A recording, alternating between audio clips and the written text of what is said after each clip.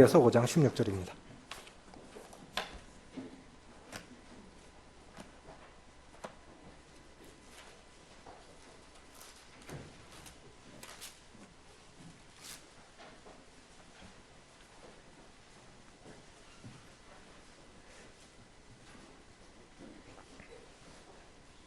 (16절부터) (18절까지) 같이 읽겠습니다. 시작. 내가 이르노니 너희는 성령을 따라 행하라. 그리하면 육체의 욕심을 이루지 아니하리라. 육체의 소욕은 성령을 거스리고 성령은 육체를 거스르나니 이 둘이 서로 대적하므로 너희가 원하는 것을 하지 못하게 하려 함이니라. 너희가 만일 성령의 인도하시는 바가 되면 율법 아래 있지 아니하리라. 사람을 변화시키는 능력, 2강째 성령의 능력. 성령의 능력을 살펴본다고 해도 굉장히 많은 시간이 필요한데 1시간으로 줄여보겠습니다. 우리가 믿는 내용이 무엇을 믿느냐가 어떻게 사느냐를 결정한다고 생각이 되집니다. 성경이 사실인 것을 믿습니까? 성령으로 아니하고는 변화될 수 없다는 걸 믿으십니까? 보십시오. 60년대, 70년대, 80년대를 거쳐오면서 굉장히 특별히 한국은 이 학구열이 높죠. 고학력자들. 지금 대졸 안 한 사람이 거의 없죠. 그런데 세상은 더 악해졌습니다. 그렇죠? 그럼 학문이 사람을 변화시킬 수 없다는 겁니다. 무엇이 사람을 변화시킬 수 있을까요? 사람을 변화시키는 것은 성령의 능력입니다. 지금 안 계신데 청주에 알코올 클리닉이 있었습니다. 그분은 하나님 안 믿는 분인데 그 알코올 중독자들이 와서 이 치료가 돼서 돌아가면 다시 중독자가 돼서 다시 들어온다는 거죠. 그러니까 너무 허무한 거예요. 그렇게 심혈을 기울여서 고쳐줬는데 또 들어오고 또 들어오고 가족에게도 버림받고 갈 데도 없고 이거 어떻게 고칠 수 있는 방법이 없냐. 그런데 그 알코올 클리닉 병원 커요. 그 병원의 사무장이 서청주교회 형제님이셨어요. 그래서 그 사무장 형제님이 김홍영 형님을 모시고 그 중독자들하고 성경 공부를 한 겁니다. 그런데 구원받은 사람들은 진짜 변해요. 구원받은 사람들은 진짜 변해서 다시는 안 들어오는 거예요. 그래서 이 원장이 깨달은 거예요. 아, 이게 의학으로 인간의 지식으로 안 되는구나. 가둬도 안 되고 때려도 안 되고 안 되는구나. 그러니까 하나님 믿으면 되겠구나. 그래서 그 원장이 예수님을 믿었어요. 영암적 장로 모임에 오셔서 한번 간증을 하시던데 원장이 예수님을 믿은 거예요. 그러니까 사람들이 예수님을 믿으니까 복음이 들어가고 예수님을 믿으니까 진짜 변해요. 그래갖고 어떻게 됐냐? 가족들에게 버림을 받은 거예요. 갈 데도 없어요. 그래서 사람을 어떻게 거두어야 되잖아요. 또 그러니까 허드렛 일을 시킵니다. 병원에서 한 100만 원씩 정도씩 주면서 허드렛 일을 시키면서 전에 그 사람들이 알았던 알코올 그 중독자들을 도와줘요. 그런 일을 저도 가서 한 2번인가 3번 가서 한번 봤는데, 그러면 사람이 변할 수 있는 것은 성령의 능력밖에 없어요. 그런데 구원받지 않은 사람들 속에는 성령이 계시지 않잖아요? 그렇죠? 그러니까 변화가 한계가 있는 거예요. 변하는 것 같은데 돌아와 보면 제자리인 거예요. 사람을 진정으로 변화시킬 수 있는 것은 성령의 능력밖에 없습니다. 무엇을 믿느냐가 어떻게 사느냐를 결정합니다. 따라해 보십시오. 무엇을 믿느냐가 어떻게 사느냐를 결정합니다. 우리가 지금은 이렇게 삽니다. 무엇 때문입니까? 예수님을 믿었기 때문에. 예수님을 믿었기 때문에. 성경이 사실인 걸 믿기 때문에 이렇게 살아가는 겁니다. 우리가 믿는 내용이, 이 믿는 내용이 결국 삶의 방식과 결과의 차이를 가져온다고 믿습니다. 뭘 믿느냐? 그걸 믿으니까 그렇게 살아가는 거고, 이걸 믿으니까 이렇게 살아가는 거고. 필라델피아, 미국의 필라델피아라는 도시가 있는데 그 도시 중에서도 올드시티, 아주 오래된 도시에 가보면 아주 오래된 교회가 하나 있답니다. 이 필라델피아 가는 사람들은 거기를, 크리스찬들은 다 거기를 거쳐간대요. 그 오래된 교회를 왜 가냐? 거기에 가보면 지금은 박물관 교회가 된 것 같아요. 미국이 독립한 지 몇 년 됐습니까? 200년? 벌써 200년 역사를 가졌으니까 그냥 관광지가 됐는데 갔다 온 사람들은 굉장히 감동을 받고 온답니다. 뭐냐?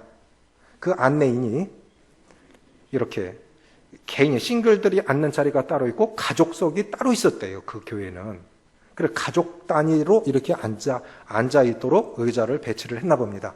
그런데 그 안내인이 뭐라 그러냐면 여기는 미국 일대 대통령 조지 워싱턴 가족이 앉아서 예배를 드리던 자리입니다. 여기는 벤자민 프랭클린, 또 한 것은 토머스 제퍼슨. 누군지 아시겠습니까? 미국 헌법을 기초한 사람들, 그 시 미국을 건국한 사람들, 이 당시 미국의 정신적인 지도자가 이 세 사람이에요. 워싱턴, 또 프랭클린, 제퍼슨. 이런 분들이 그 교회에서 나온 거예요. 그 가족들이 거기서 예배를 드린 거고 200년 전 감동이 느껴지더랍니다. 그래서 그 교회를 갔다 온 사람들은 굉장히 감동을 받고 온대요. 우리는 성령에 대해서 많이 들었습니다. 압니다. 여기 먼저 영원 형제님이 좀 도와주셔서 성부 하나님, 성자 하나님, 성령 하나님 삼각형으로 만들어놨죠? 성령 어떤 분이십니까? 우리 삼위일체 하나님을 믿죠? 이단이 뭐냐? 삼위일체 하나님을 부인하면 이단입니다. 예수 그리스도께서 육체로 오신 것을 부인하고 우리 주님이 죽으시고 부활하신 것을 부인하면 이단입니다. 다른 것들은 교리 차이예요. 가장 중요한 이단의 기준은 뭐냐? 삼위일체 하나님을 부인하는 거예요. 두 번째, 예수 그리스도께서 육신으로 오신 것을 부인하는 것이 그게 이단입니다. 그런데 어느 외국인이 한국의 그 신학자입니다. 신학 교수가 한국에 왔는데 왜 왔느냐? 한국 교회를 연구하기 위해서 왔답니다. 그래서 이제 그분이 통역하는 젊은 목사님한테 한국에서 제일 큰 교회를 보여주십시오. 거기서 예배 드리고 싶습니다. 그래서 예배를 드렸답니다. 예배를 드리고 이제 잘 예배를 드리고 나왔는데 그들이 말하는 예배는 주로 설교, 찬양이죠. 데리고 나왔는데 내려오는데 한국에서 제일 큰 교회 어딘지 아시죠? 내려오는데 2부 예배 드리러 오는 사람들이 큰 물결같이 그냥 그 큰 계단을 막 뛰어 올라오더라는 거예요. 그래서 다칠까봐 이 사람 젊은 목사하고 옆에 이렇게 계단 옆에 섰대요. 너무 궁금한 거예요. 너무 이상한 거예요. 예배는 경건한 마음으로, 즐거운 마음으로, 경건한 기쁨으로 드려야 되는데 뭐 예배를 오는데 저렇게 뛰어갑니까? 젊은 목사한테, 통역하는 목사한테 좀 물어봐 주세요. 왜 뛰나 물어봐 주세요. 그래, 왜 뜁니까? 그랬더니 앞에 앉아야 복을 받습니다. 그러더라는 거예요. 다 뛰는 거예요. 왜 뛰는 거예요? 복 받으려고. 그래서 이분이 이 교회 사람들 모이는 이유가 있구나. 이 교회 사람들이 모이는 이유는 이거구나 하고 진단했다는 거예요. 복 받으려고. 우리 왜 예수님이 있습니까? 한번 근본을 한번 짚어볼까요? 우리 왜 예수님이 있습니까? 일본에는 이단이 거의 불교 계통에서 나온답니다. 옛날 일본 지하철에 가스 뿌리는 사람들 알죠? 옴진리교회? 그게 불교 계통이에요.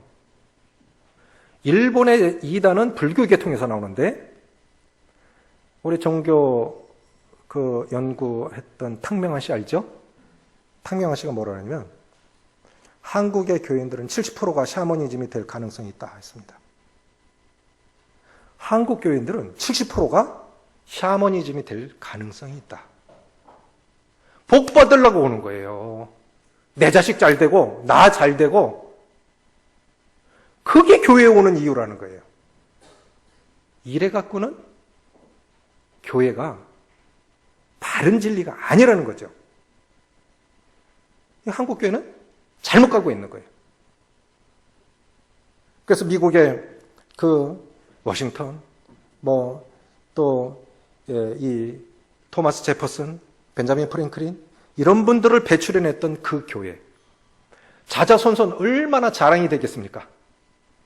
자, 한번 생각해 보십시오. 우리는 우리 교회를 뭐로 자랑하시겠습니까? 우리 교회를 다른 사람들한테 자랑하고 싶어요. 소개하고 싶어요. 소개가 더 좋은데 실제로 하다 보면 그냥 자랑이 되죠. 그러면 우리 교회를 뭐로 자랑하시겠습니까? 뭐로 소개하시겠습니까? 작지도 크지도 않은 그냥 아담한 건물이 있다고요? 교회 역사로 자랑하겠습니까? 교회 규모로 자랑하겠습니까? 성도 수로 자랑하시겠습니까? 뭘로 자랑하시겠습니까?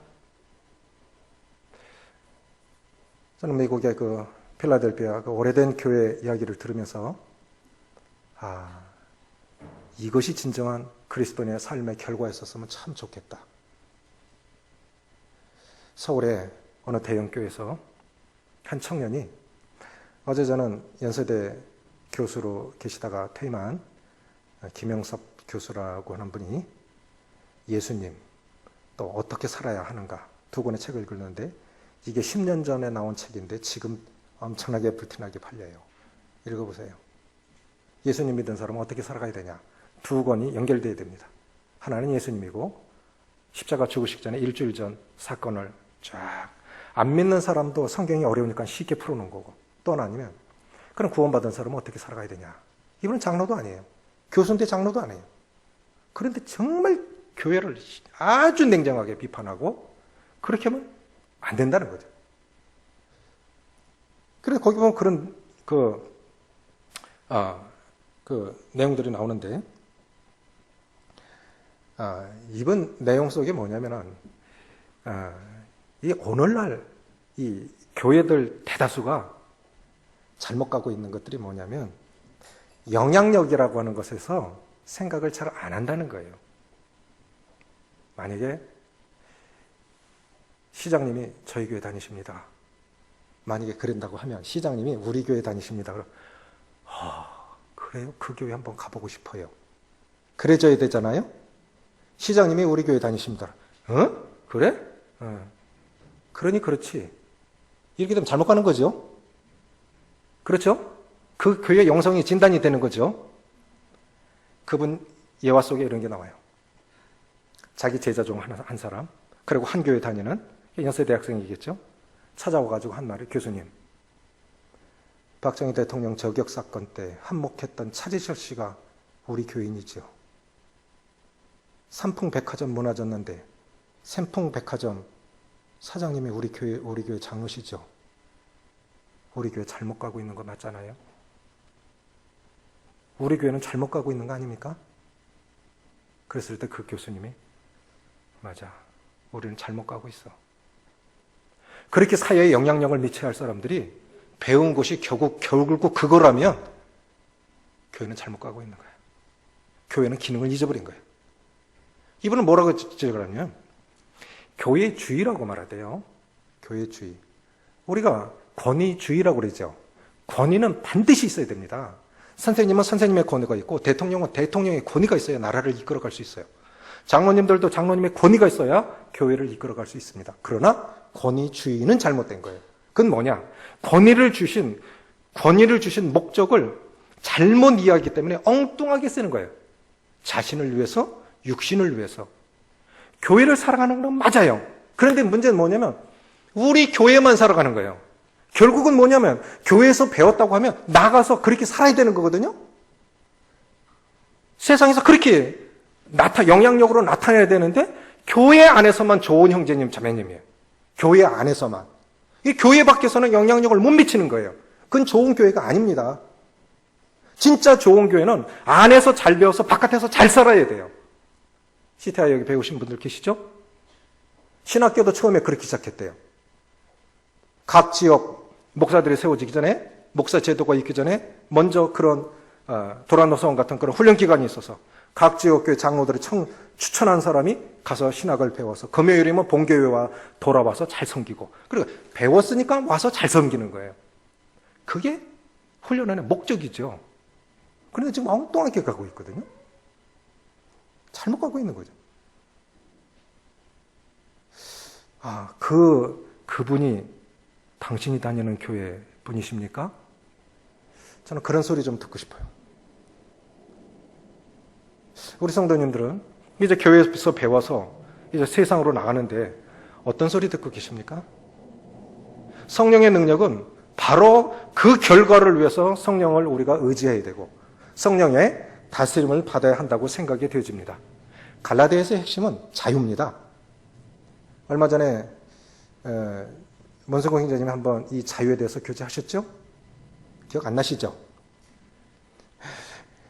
뭐 하루 지나면 70%를 까먹는다니까 뭐 기억이 날 리가 없죠. 저는 메모해놓으니까 안 잊어버립니다. 진정한 자유는 남을 해치지 않는 범위 내에서의 자유가 아니라 육체를 기회로 삼지 않고 사랑으로 서로 종로로 타며 성령의 다스림을 받는 것이 진정한 자유라고 결론을 냈습니다. 그때 문성공 형제는 그렇게 결론을 냈는데 정말 요약을 잘한 거예요. 진짜 자유가 뭐냐?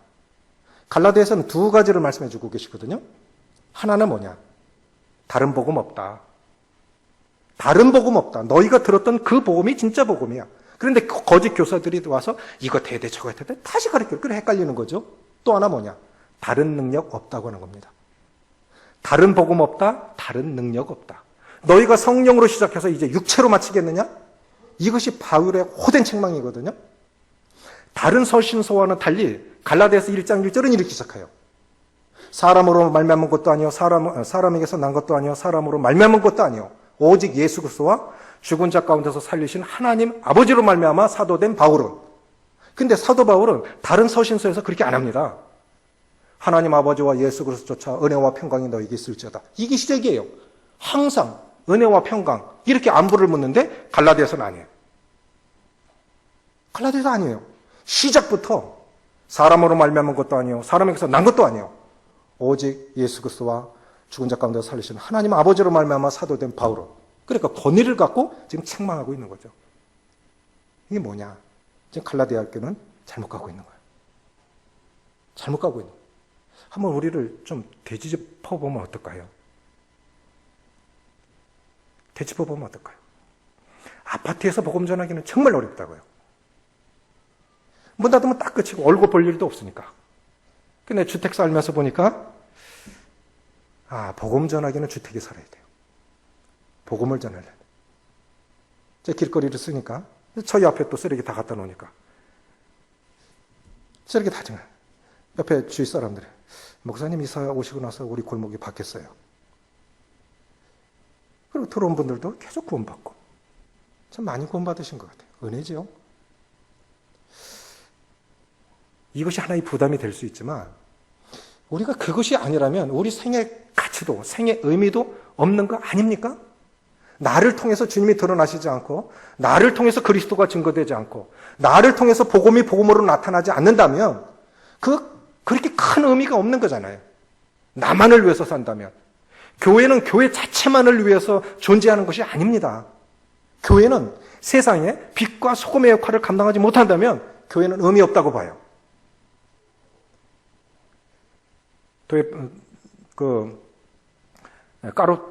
까루파조마의 그 형제들이라는 그 책 속에 이런 내용이 나온다고 그래요. 저는 아직 10권이기 때문에 장서라 못 읽어봤는데 어느 날 예수님이 오셨다는 겁니다. 그래서 그 교황이 사제들을 쭉 보내서 확인해 보니까 진짜 예수님이에요. 예수님 어떻게 하고 계시던 2000년처럼 여전히 가난한 사람들에게 복음을 전하시고 먹을 것도 주시고 병자를 고치시고 말씀으로 가르치고 계세요. 그래서 교황이 예수님 모시고 와라. 예수님이 교황 앞에 서신 거예요. 예수님 2000년 동안 안 오시더니 왜 이제 오셨습니까? 지금 교회가 아니잖아. 지금 교회가 아니잖아. 그러니까 내가 해야지. 그래서 교황이 뭐라 그러냐면 예수님 때문에 내 직장 이렇게 해서 빨리 가세요. 그러더라는 거예요. 어쩌면 저는 조금씩 조심이 되는 거 있어요. 어느 목사님들이요. 교회가 커지니까 자꾸 나가라고 그러더라고요. 장로님들도 매년 한 7년 정도 섬기고 나면 눈물을 흘리면서 나가야 돼. 또 하나 교회를 개척해야 돼. 보통 2,000명, 3,000명을 안 넘어간다는 거예요. 계속. 그런데 정말 건강해요. 함께 예배 드리다가, 함께 교제 나누다가 떨어져서 주님 섬기려고 하니까 얼마나 눈물이 있습니까? 오늘날 한국 교회는 좀 잘못 가는 것 같아요. 그런데 그것이 일반 대형 교회만 그럴까요? 저는 좀 마음 가운데 조금 두려움이 있는 것이 있어요. 우리 시작할 때 아주 적게 시작했거든요. 14명이 눈물 뿌리면서 지하 30평에서 그렇게 빛도 없는 곳에서 눈물로 예배드리며 그렇게 주님 섬겨 왔어요. 이제는 한 사람 하나도 몰라요. 별 관심 없어요. 이게 우리가 지금 바로 가고 있는 건 맞는 겁니까?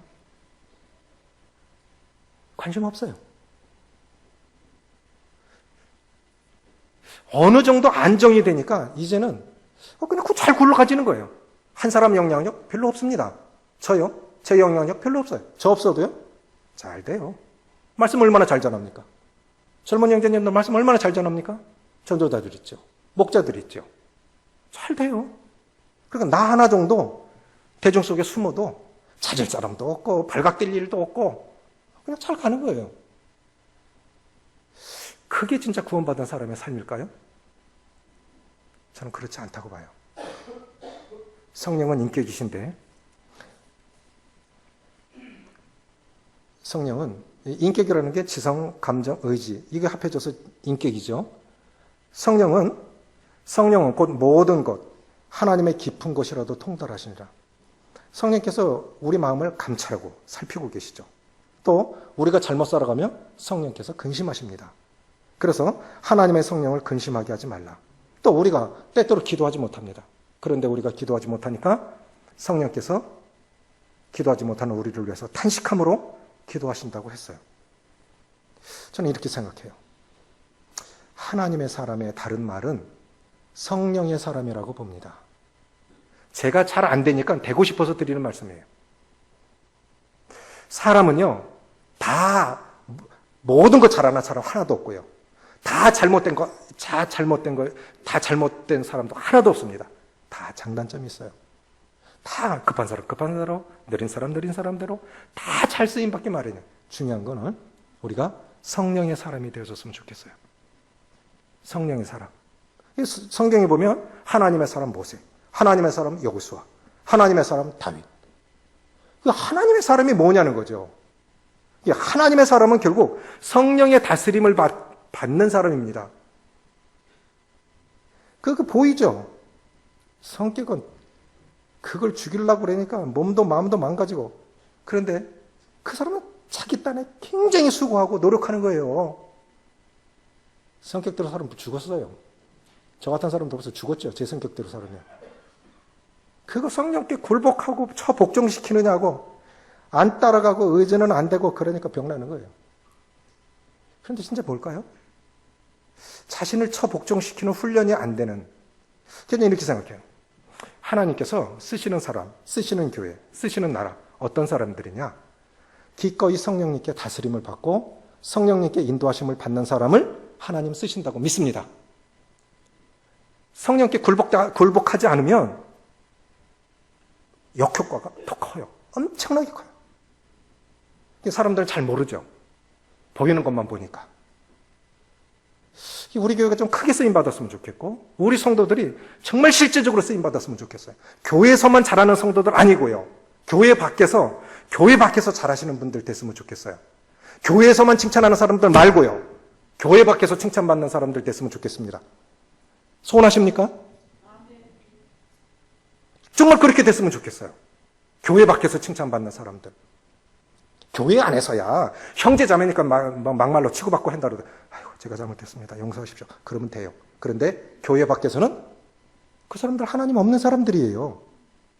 하나님 없는 사람들 앞에서 그렇게 하면 안 되는 거예요. 왜 오늘날 교회가 욕을 먹고 있습니까? 미국 건국 초기에요. 목사 권위가 판사 권위하고 똑같았대요. 거의 그 정도 권위였대요. 그러니까 목사들을 굉장히 존경한 거예요. 그렇게 존경한 거예요. 그런데 지금은 그렇지 않잖아요. 저부터 어떤 회개가 되어지는데요. 왜 우리가 성령을 따라 행하여야 되느냐? 첫째는 성령은 우리가 사랑의 법을 성취할 수 있는 힘을 주시기 때문입니다.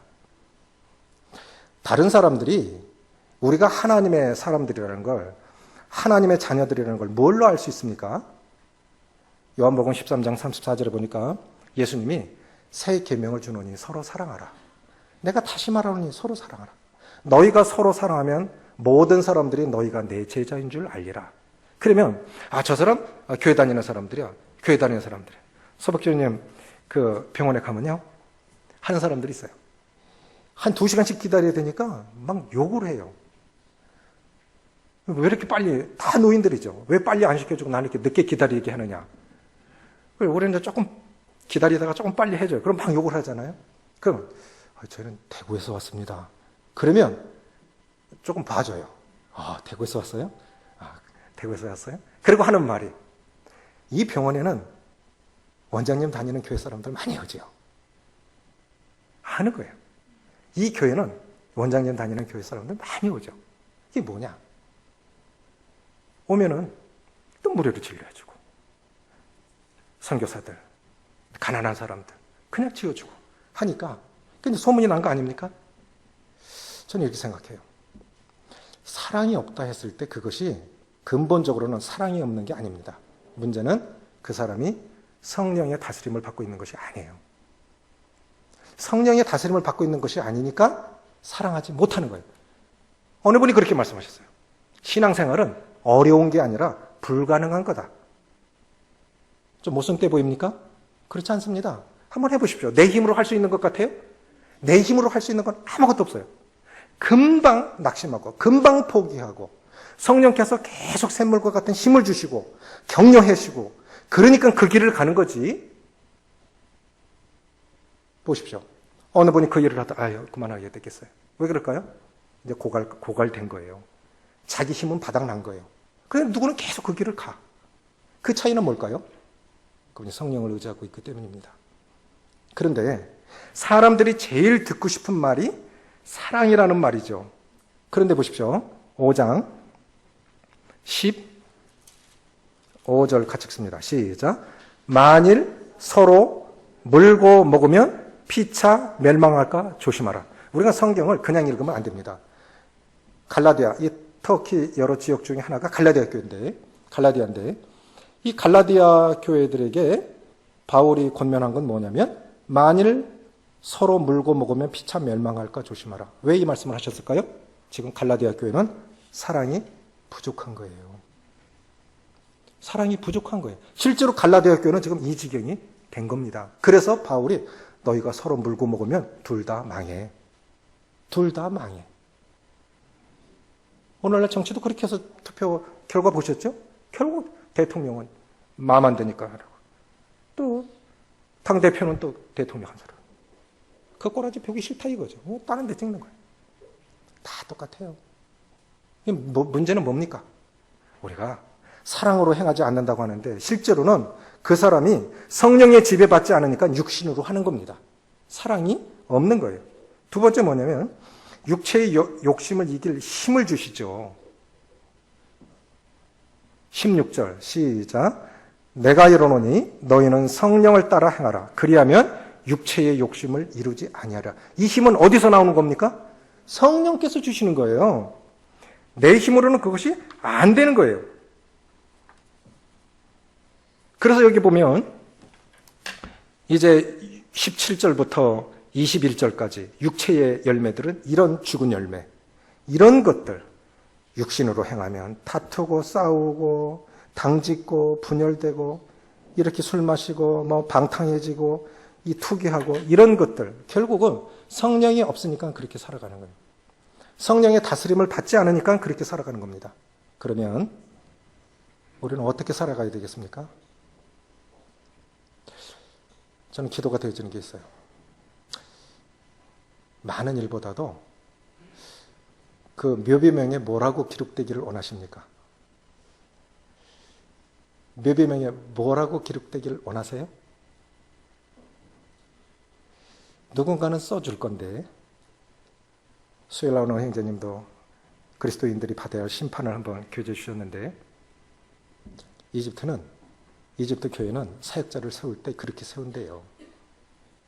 아내한테 먼저 동의를 받아야 돼요. 아내가 당신 하냐? 당신 같은 사람이 사역자 되면 안 돼. 그럼 끝이. 자녀들에게 두 번째 묻는답니다. 자녀들이 봤을 때 우리 아빠 정도면 가능하지.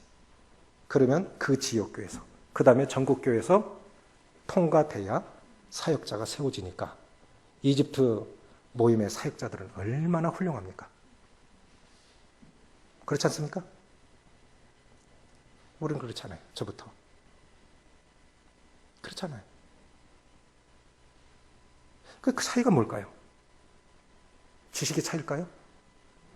내 남편이 의사이기 때문에, 내 남편이 변호사이기 때문에 사역을 한다?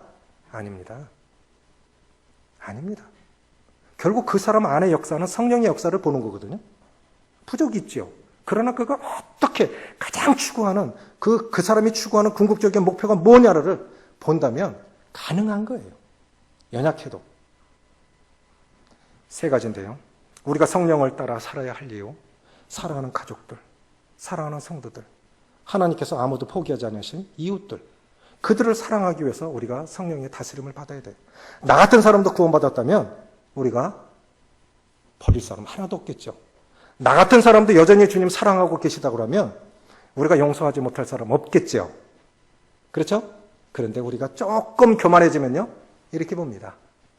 이렇게 지적하기 시작하는 거예요. 너희가 성령의 인도하심을 받으면 율법, 법에, 그러니까 법대로 살아가는 거예요. 결혼한 지 이제 한 30년 됐는데 제가 좀 변했어요. 뭐가 변했냐? 근데 다시 변했어요. 제자로 들어온 거죠.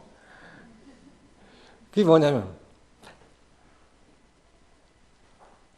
대구 땅에 제가 제일 싫어하는 처갓집 부근에 사는 거 제일 싫어했죠. 아이고, 남자가 얼마나 못됐으면 보리 소멸만 있어도 처갓집 옆에 안 산다는데 그거 싫어했죠. 저는 노는 거 아주 싫어해요. 그런데 그렇게 사는 거예요. 6개월 동안 놀게 하셨어요. 그래서 저를 아주 낮추신 거예요. 그런데 대구 너무 좋아. 은영이네 재워놓고 몇 시간 동안 놀러 갔다 와도 여전히 자고 있어요. 그리고 얼마나 좋아요. 그리고 하늘도 좋고. 그래서 처음에 무조건 내가 해야 된다. 이 일은 내가 해야 돼. 내가 해야 돼. 이렇게 배려하는 제 삶의 특징이 배려였는데 세월이 지나다 보니까 어느 사이에 제가 법대로 하고 있는 거예요. 당신은 이렇게 해야 되잖아. 당신은 이렇게 해야 되잖아. 내가 이렇게 하면 당신은 이렇게 해야 되잖아. 어느 사이에 제가 율법 아래 살고 있는 걸 발견한 거예요. 자꾸 부딪혀요. 왜 부딪히는 거야? 사랑이 식은 건가? 물론 그런 것도 있겠지만 살아오면서 제가 느낀 게 뭐냐? 아, 잘못됐다. 성령 안에서 행하면 다 배려할 텐데 그냥 법대로 하는 거예요. 법대로. 아내는 이렇게 해야 되잖아. 이건 마땅히 아내가 해야 되잖아. 우리가 성령으로 행하지 않으면 율법 아래 매입니다. 성도들도 그렇습니다. 성도들도. 내가 이렇게 하니까 당신은 이렇게 해야 되죠. 성도는 이 정도 해야 되잖아? 그럼 법으로 하는 거예요, 법으로. 거기 은혜 없어요. 법으로 하는 사람 밑에는 은혜 없어요. 자유 없어요. 너희가 성령의 인도하심을 받으면 율법 아래 있지 아니하리라 했습니다. 진짜 자유는 뭐냐? 진짜 자유는 남에게 피해를 입히지 않는 범위 내에서의 그 자유가 아니라 육신으로 살지 않고 이 육체를 기회로 삼지 않고 사랑으로 서로 종노릇하고 성령의 다스림을 받는 것이 그게 진짜입니다. 그렇게 살아간다면 남들이 어떤 말 해도 괜찮아요. 다른 사람이 나한테 어떤 말을 해도 괜찮습니다. 그렇게 살면 그게 진짜 자유입니다. 자, 앞절 보십시오. 13절입니다. 시작. 형제들아, 너희가 자유를 위하여 부르심을 입었으나 그러나 그 자유로 육체의 기회를 삼지 말고 오직 사랑으로 뭐하라? 예, 그러니까 성령 아래 살고 있다면 그 결과는 뭐냐? 사랑으로 종노릇하는 겁니다. 이해하시겠죠? 그분이 정말 성령 아래에 있다. 그러면 그 첫 번째 결과가 뭐냐? 사랑으로 종노릇하는 거예요. 사랑으로 서로 종노릇하는 거예요. 수고하는 분들 그래요. 나도 쉬고 싶은 거예요. 헌신하는 분들 내 돈 아까운 거예요. 자기가 잘못하지 않았는데도 가서 빌어야 할 사람 자기도 자존심이 있는 거예요. 그 사람 속 없어서 그러는 거 아닙니다. 그런데 왜 그렇게 살아갈까요? 성령 안에 있으니까 사랑하니까 종노릇하는 겁니다. 그게 바른 교회예요. 그게 건강한 교회예요. 두 번째는 우리의 육체의 본성 얼마나 강합니까? 이스마엘, 이삭과 맞은편하고 하면서 얼마나 애를 먹입니까? 어느 분이 그리스도인은 갈등하는 나그네라고 그랬어요. 우리가 구원받기 전에는 죄 지어도 그렇게 큰 갈등 없었습니다. 그런데 구원받고 나면 조그만 양심도 자식한테 잘못해도 너무너무 미안하고 누가 뭐라고 안 했는데도 정말 마음이 무거운 거예요. 왜 그럴까요? 성령께서 근심하시는 거예요. 우리 본성대로 못 사는 거예요. 성령께서 근심하시니까 그 사람은 참 힘들어요. 그런데 그것을 성령께서 근심하시는데 그걸 계속 무시하면 이제 강팍해집니다. 이거 아니야. 그렇게 하면 안 돼. 안 좋은 습관들. 그런 것들 계속 할 때 성령께서 근심하시죠. 그런데 그걸 계속 무시하게 되면 성령께서 이제 역사하시지 않는 거예요. 무뎌지는 거죠. 그래서 우리는 성령 안에서 예민할 필요가 있다고 생각이 되집니다. 성령은 우리 안에 상과 인격의 변화를 가져다 줍니다. 밴드에 한번 떴던가요? 오저매님 한번 보내주셨는데 한동대 총장님 사모님이 간증이 한번 올라왔어요. 제가 다 들었습니다. 그분이 하신 말씀이 한국에는 교회 다니십니까? 이렇게 묻는데 미국에 가서 받은 질문은 뭐냐면 당신의 삶 속에서 주님이 역사하십니까? 이렇게 묻더라는 거예요. 그래서 충격을 받았대요. 예수님 믿습니까? 한국은 이렇게 믿습니다. 이렇게 말합니다. 아니, 더 편하게 교회 다니십니까? 이리 묻죠? 그렇죠? 교회 다니십니까? 조금 더 구체적으로 예수님 믿으십니까? 이런 데 잘 안 물어요. 그런데 미국에서 그 사모님이 받은 질문이 뭐냐면 당신의 삶 속에서 성령님이 역사하십니까? 주님과 동행하고 계십니까? 부끄러워서 답을 못했대요. 그리고 나서 깨달은 게 갈라디아서 5장 22절, 23절입니다. 시작. 오직 성령의 열매는 사랑과 희락과 화평과 오래 참음과 자비와 양성과 충성과 온유와 절제니 이 같은 것을 금지할 법이 없느니라. 저는 이것이 한 개 한 개 성령 안에서 맺어져야 한 개 한 개의 열매로 봤거든요. 그런데 헬라어는 단수 복수로 나오고 하기 때문에 학자들이 한 말이 이 성령의 열매는 한 꾸러미로 묶어져 있다는 거예요. 한 꾸러미로. 아, 그분 충성스러워. 그러니까 잘해. 아, 그분은 사랑 있어. 그러니까 다 잘해. 그러니까 아니고 한 꾸러미로 다 묶어져 있다는 거예요. 그러니까 성령 안에 살으면 요 9가지 열매는 그냥 한 꾸러미로 나온다는 거예요. 한 꾸러미로. 이해가 가시겠죠? 한 꾸러미로. 그러니까 결국 이게 없다. 그럼 성령 안에서 잘못 살아가고 있는 거예요. 우리는 이렇게 위로받죠. 나는 충성스러워. 남한테 피해는 안 주고 있거든? 아니에요. 양선이 없다. 덕이 없다. 성령 안에서 행하는 게 아니죠. 아니죠. 사람을 변화시키는 힘, 복음의 힘.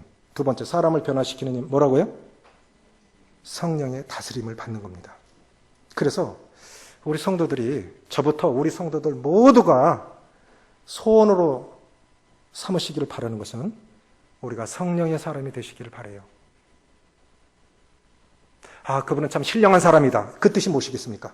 사무엘상 10장에 보면 이제 사무엘이 사울에게 성령이 내게 임하리니 내가 변하여 그렇게 큰 일을 행하리라. 성령이 내게 임하리니 내가 변하여 이제 큰 일을 행하리라. 성령이 오셔야, 성령의 다스림을 받아야 변할 수 있습니다.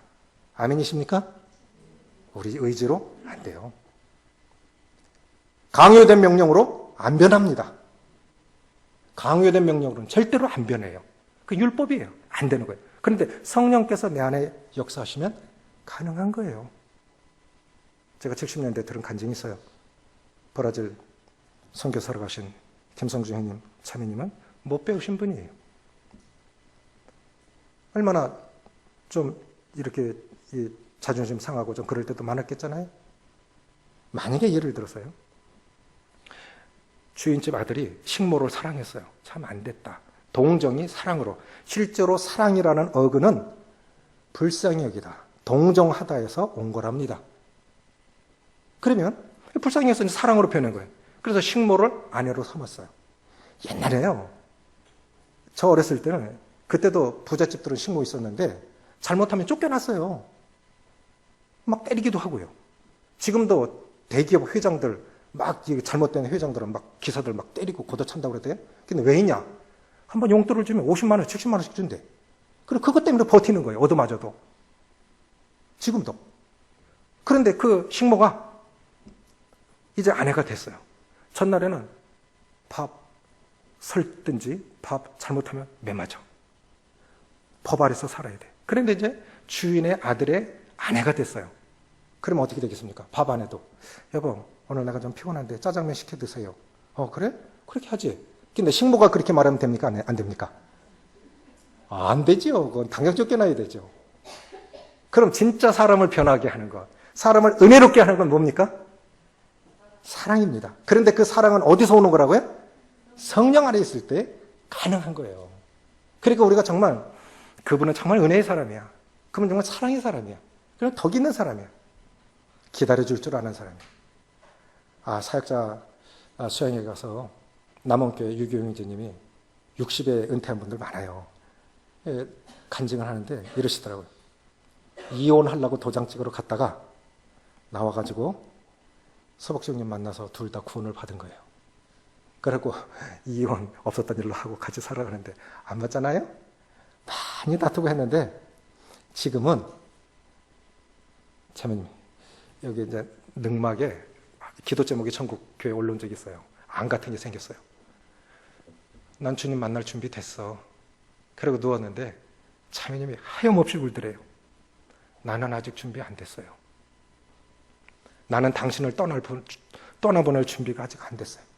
그렇게 하염없이 울더래요. 그래서 수술 잘 마치고 오진으로 나가지고 암은 아니었는데 이제 아내하고 아들한테 여보, 당신은 나를 한마디로 표현하면 어떤 사람인 것 같아? 그래 물었답니다. 그리고 무슨 답이 나왔냐면 기다려주는 남자. 그래갖고 우리가 박수를 쳤어요. 사역자들이 박수를 쳤어요. 저 말은 아무나 들을 수 없는 말이다. 저도 그게 소원이 되죠.